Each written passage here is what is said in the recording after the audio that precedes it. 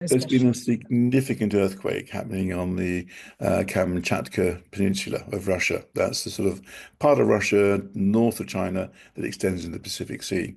And this is on what we call the Pacific Ring of Fire. This is an area, region around the entire Pacific Rim renowned for significant earthquakes. The earthquake we've just experienced there is 8.8 on the Richter scale. That is significant. That puts it at the sixth biggest earthquake ever recorded on Earth.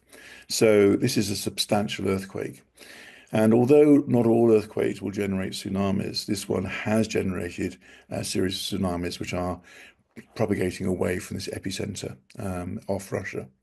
We've already seen some 4-foot waves hitting Japan.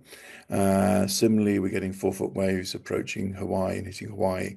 And so there is a Pacific-wide warning of tsunamis, which basically is telling people to move away from the beaches, for sea defenses to be put up, and preparation for potential aftershocks as well.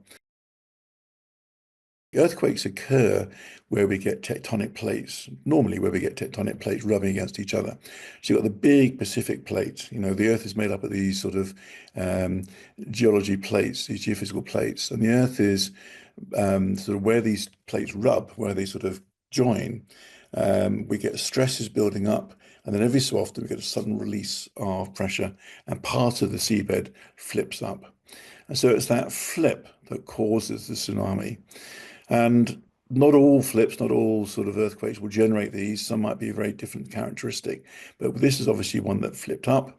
It's a bit like throwing a very, very large rock into the sea and then watching the waves propagate away from that rock, that splash.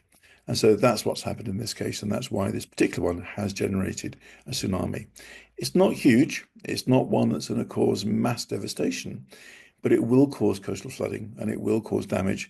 And it does put lives at risk if people don't move to high ground. And that's the key message. Once you hear the warnings, and the Pacific is very good at tracking tsunamis. There's an early warning system across the entire region. But also, warnings have gone out as far away as South America for people to avoid the coastlines, to move to high ground, certainly for the next 24, 48 hours.